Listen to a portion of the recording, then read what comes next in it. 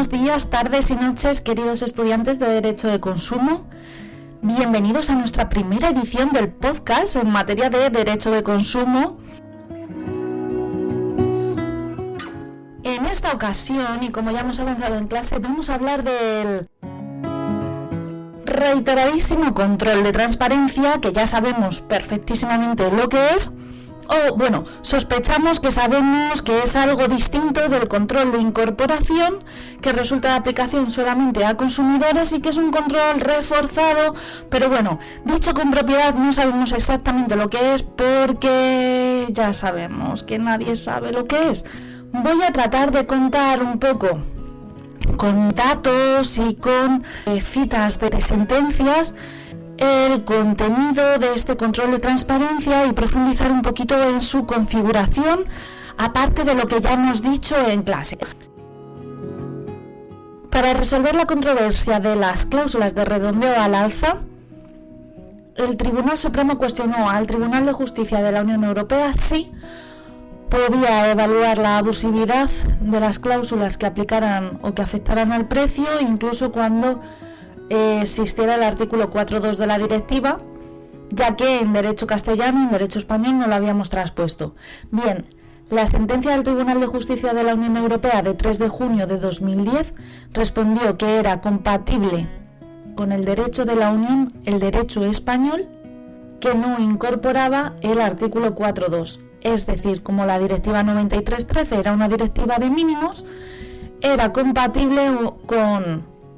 esta directiva un derecho nacional que no incorporara el límite de la imposibilidad de evaluar la abusividad de las cláusulas relativas al precio. Bien, el Tribunal Supremo resolvió mediante sentencia de 2 de marzo de 2011, indicando que la cláusula de redondeo al alza era abusiva porque era una cláusula accesoria, es decir, no se valió de esa respuesta del Tribunal de Justicia de la Unión Europea. Sin embargo, en sentencias posteriores de 1 de julio de 2010, de 4 de noviembre de 2010 y de 29 de diciembre de 2010, declararon que sí que cabía control de contenido de elementos esenciales del contrato, aunque estuvieran incorporados de forma transparente en aplicación de la ausencia de transposición del artículo 4.2. Es decir, el Tribunal Supremo, al evaluar la cláusula suelo, pudo perfectamente entrar a valorar su abusividad sin inventarse el control de transparencia. Bien, presentada la demanda relativa a las cláusulas suelo, el Tribunal Supremo dicta su sentencia de 9 de mayo de 2013, en la que crea el control de transparencia. El control de transparencia queda configurado en esta sentencia como sigue. En el párrafo 210 dice: además del filtro de incorporación, el filtro de incorporación, que es el artículo 5 y 7 de la Ley de Condiciones Generales de la Contratación. Sigo. Además del filtro de incorporación, el control de transparencia, cuando se proyecta sobre los elementos esenciales del contrato, tiene por objeto que el adherente conozca o pueda conocer con sencillez tanto la carga económica que realmente supone para él el contrato celebrado, esto es, la onerosidad o sacrificio patrimonial realizada a cambio de la prestación económica que se quiere obtener, así como la carga jurídica, es decir, la definición clara de su posición jurídica, tanto en los supuestos o elementos típicos que configuran el contrato celebrado, como en la asignación o distribución de los riesgos de la ejecución o desarrollo del mismo.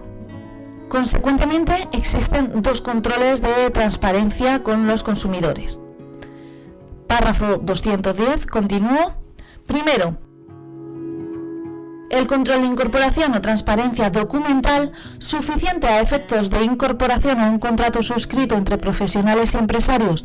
pero insuficiente para impedir el examen de contenido de las cláusulas esenciales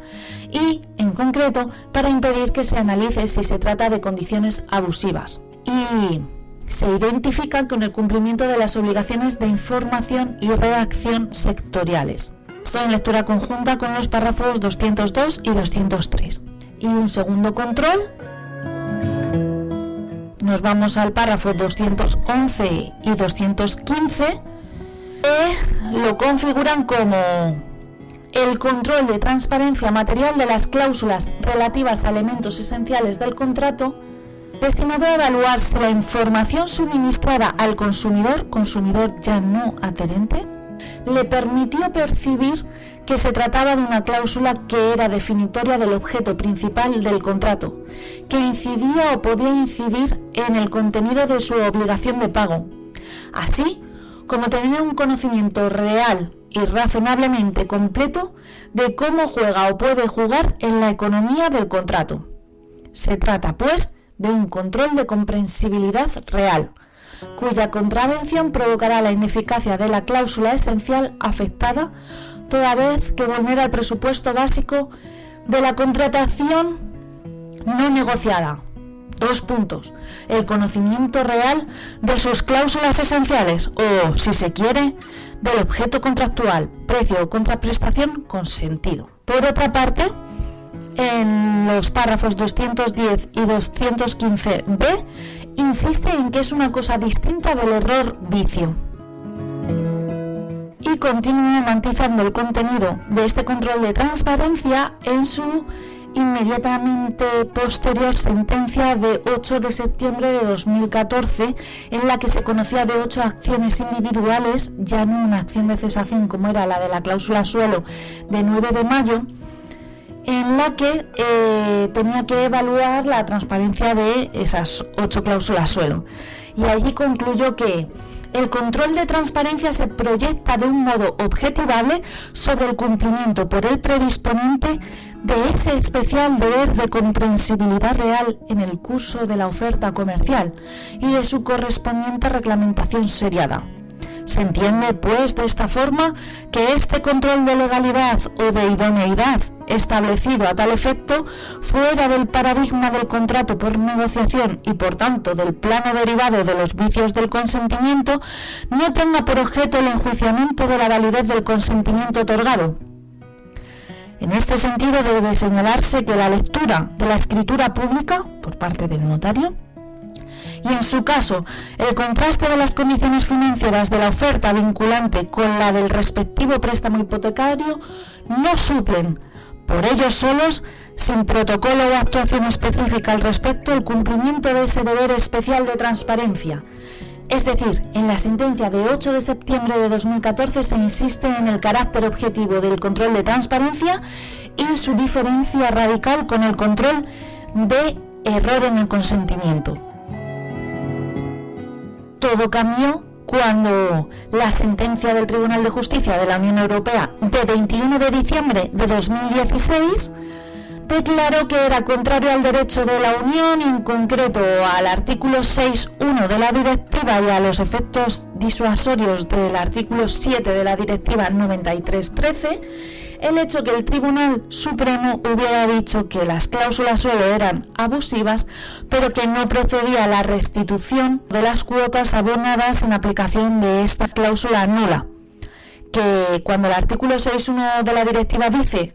que no vincularán al consumidor las cláusulas abusivas, significa que no vincularán nunca, con efectos retroactivos. Y por lo tanto, echó por tierra la doctrina del Tribunal Supremo de que la nulidad en ese caso concreto solamente produciría efectos o desde la declaración de la sentencia en adelante, pero no efectos retroactivos. Una vez que el Tribunal de Justicia de la Unión Europea le dice al Tribunal Supremo que hay que devolver el dinero a los consumidores o por la aplicación de una cláusula declarada abusiva, todo empieza a cambiar. Empieza a subjetivizarse el control de transparencia para poder decir que las cláusulas suelo son, en ocasiones, transparentes y que no se puede evaluar su abusividad. Se trata, pues, de limitar el alcance de aquella sentencia. Así, justo 3 meses después de producirse la sentencia del Tribunal de Justicia de la Unión Europea de 21 de diciembre de 2016, el Tribunal Supremo publica la sentencia de 9 de marzo de 2017, en la que declara la validez de una cláusula suelo por el mero hecho de que la hubiera leído el notario en voz alta. En los propios términos del Tribunal Supremo, en una acción individual como la presente, entre paréntesis para nosotros, y como la de la sentencia de 8 de septiembre de 2014. Seguimos. En una cláusula individual como la presente, el juicio de transparencia de la cláusula no tiene por qué atender exclusivamente al documento en el cual está inserta o a los documentos relacionados, como la oferta previa, sino que pueden tenerse en consideración otros medios a través de los cuales se pudo cumplir con la exigencia de que la cláusula en cuestión no pasara inadvertida para el consumidor y que ésta estuviera en condiciones de percatarse de la carga económica y jurídica que implicaba. Dicho de otro modo, en esta acción individual, el control de transparencia debía atender a circunstancias concurrentes y a otros hechos relevantes por los que el consumidor pudo conocer el contenido de la cláusula. Esto es el control de excusabilidad del error en el consentimiento, que de cualquier forma tuvieras conocimiento de lo que al contratar decías desconocer. Pues bien, a partir de aquí se abre una heterogeneidad masiva de razonamientos del Tribunal Supremo en los que en ocasiones se declara la cláusula suelo transparente y en otras ocasiones no. Y cuando no se declara transparente, además se concluye que es abusiva, sin realizar un juicio de abusividad adicional. Como muestra de alguna de estas sentencias a las que se toma en consideración elementos subjetivos del consumidor para descartar la falta de transparencia de la cláusula, podemos reseñar la sentencia de 12 de noviembre de 2019 en la que se declara la transparencia de la cláusula suelo porque el padre del prestatario y fiador, es decir, ni siquiera el prestatario, había sido subdirector de la oficina de la entidad prestamista. También la sentencia de 8 de enero de 2020 comprendió transparente la cláusula suelo, dado que el actor se dirigió a varios prestamistas, es decir, comparó distintas ofertas y aceptó finalmente la oferta de la demandada con la cláusula suelo litigiosa porque era la única entidad que le ofrecía el 100% de la financiación que él necesitaba. Sea como fuera, el Tribunal de Justicia de la Unión Europea, cuando ha sido consultado sobre la obligación de informar de forma transparente por parte de los empresarios, indica que incumbe al juez nacional determinar si, abro comillas, a la vista de todos los aspectos de hecho pertinentes, entre ellos la publicidad y la información ofrecidas por el prestamista en el contexto de la negociación de un contrato de préstamo, un consumidor medio, normalmente informado y razonablemente atento y cuidadoso, en otras ocasiones dice perspicaz, podía no solo conocer la existencia de la cláusula, es decir, que no solo fuera legible, sino también evaluar las consecuencias económicas potencialmente importantes para él de la aplicación de esta cláusula, a cuyo cargo o a cuyo pago estaría obligado en definitiva y por lo tanto estaría vinculado el coste total del préstamo. El Tribunal de Justicia de la Unión Europea es un poco menos exigente. Lo que dice es que al fin y al cabo tenemos que evaluar si un consumidor medio, no el consumidor concreto cuyo padre era director de oficina, podría haber conocido el contenido de la cláusula. Esta cita es de la sentencia de 30 de abril de 2014 del Tribunal de Justicia de la Unión Europea. Y por continuar con citas del Tribunal de Justicia de la Unión Europea, la sentencia de 21 de diciembre de 2016, que es en la que nos dicen que hay que restituir todo lo pagado en aplicación de las cláusulas suelo, dice el Tribunal de Justicia de la Unión Europea que reviste una importancia fundamental para el consumidor disponer, antes de la celebración de un contrato, de información sobre las condiciones contractuales y las consecuencias de dicha celebración. El consumidor decide si desea quedar vinculado por las condiciones redactadas de antemano por el profesional, basándose principalmente en esa información. Es decir, reviste una importancia fundamental la información precontractual. Y añado yo, pero con carácter general. Es una obligación esencial entregar información precontractual, no únicamente en el ejercicio de un control de transparencia Finalmente, la sentencia de 3 de marzo de 2020 del Tribunal de Justicia de la Unión Europea relativa a la cláusula IRPH, que como os decía en clase es otro índice de referencia como el Euribor, se postula en este mismo sentido objetivo y matiza que debe tenerse en consideración también la facilidad informativa autónoma del consumidor, de un consumidor medio, atento y perspicaz, puesto que reconoce que para evaluar si la cláusula era transparente o no, debe tomarse en consideración si era fácilmente accesible la información sobre la configuración del IRPH por el hecho de que el IRPH estaba regulado en una norma de derecho interno y publicada en el BOE. Esto lo tenéis en los párrafos 53 a 55 de la sentencia de 3 de marzo de 2020 del Tribunal de Justicia de la Unión Europea. En conclusión, la creación del control de transparencia no era, en primer lugar, necesaria, ya que no habíamos traspuesto el artículo 4.2 de la directiva y se podía controlar la abusividad de los precios. 2. La cláusula suelo podía haber sido tratada como una cláusula accesoria del precio y no esencial, como lo fue la cláusula de redondeo al alza. Y, en cualquier caso, podría haberse residenciado la falta de información precontractual como un defecto o una vulneración del artículo 60 del texto refundido de la Ley General de Consumidores y Usuarios.